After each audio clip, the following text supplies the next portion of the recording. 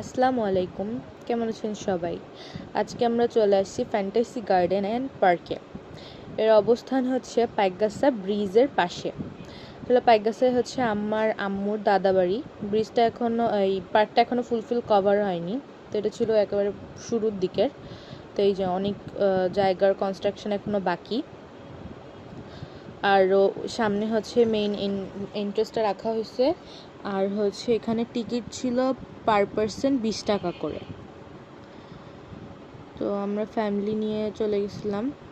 আসলে এরকম প্রত্যন্ত অঞ্চলে এরকম সুন্দর একটা পার্ক হবে মানে আশা করা যায় না।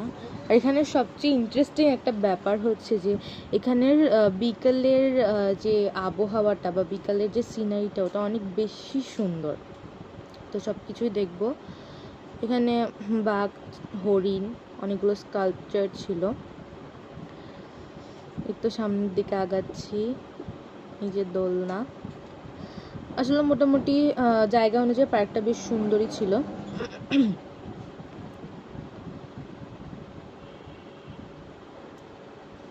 এবং হচ্ছে অনেক প্রাণীও ছিল, যেমন ওই খরগোশটা এত কিউট, ওরা যখনই ধরতে যায় ও পালায় যায়। এমনিতেও আমার ছোটবেলা থেকে খরগোশ খুব পছন্দ। তো ছবি তোলার স্পটও ভালোই ছিল, রৌদ্রোজ্জ্বল বিকেল, এই জন্য ছবিও খুব সুন্দর আসে। এখানে হচ্ছে বসার অনেকগুলো মানে ঘর মতো করে বসার অনেক স্পেস করা হয়েছে। এই সাইডগুলোতে এভাবে হচ্ছে বসার স্পেস করা হয়েছে। আর ওই পাশটাতে এখনো কাজ ফুলফিল হয়নি, এই জন্য ওই পাশটা আটকানো।